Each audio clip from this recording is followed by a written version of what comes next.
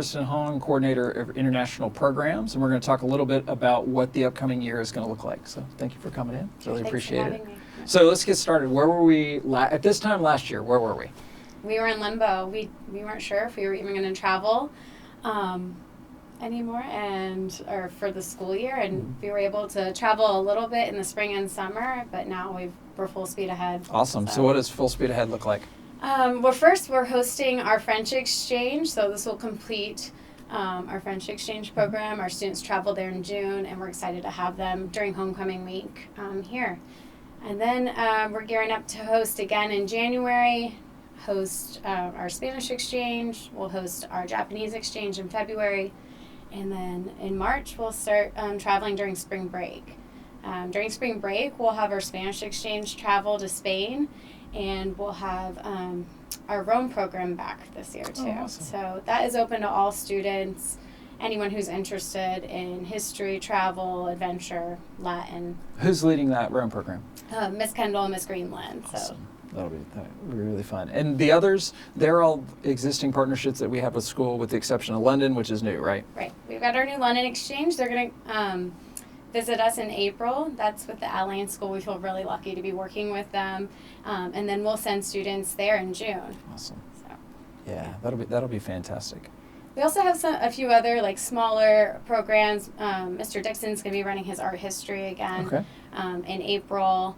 And then Trey Leonard is kind of expanding our domestic programming. So last year he took students to Yosemite National Park, and this year we're back to going to the Grand Canyon. So the plan is to kind of alternate those two programs, and that's been a big hit for rising 9th through 11th grade. That's great. So. Yeah, I mean, it's such a great opportunity, that we have here at Bowles, is to have people go out domestically and internationally. I mean, it's such an important part of education, is getting out of your comfort zone and seeing other people and interacting, and especially the exchange programs. I mean, those are really, because those are all homestays, right? They're all homestays, so there's so many benefits to that. I feel like students get to really experience the culture firsthand rather than just visiting the country and then leaving.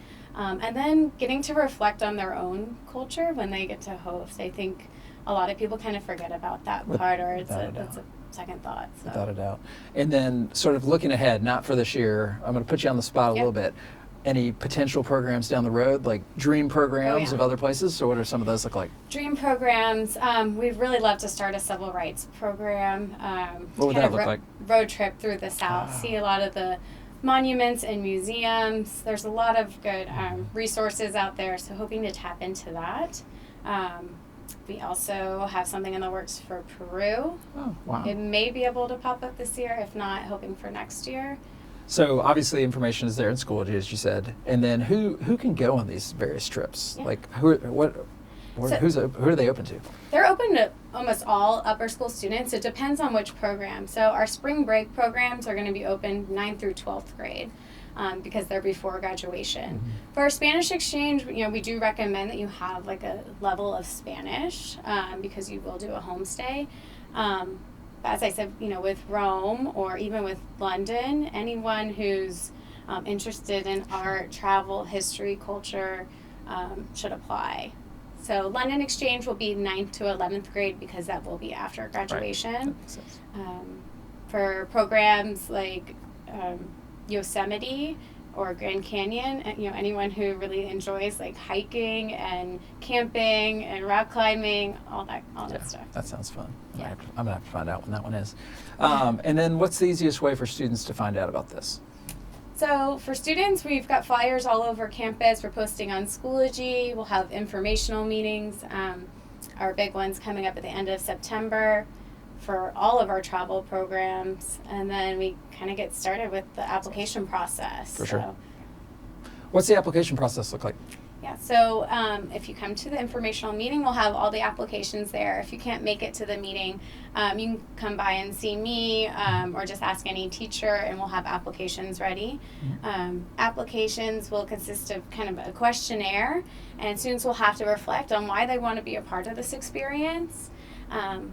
We'll then have a committee that reviews those applications. We also send evaluations to teachers, asking, is this student flexible? Do they have a concern for others? How do they cope with stress? Mm-hmm. All things that would really come into play during travel.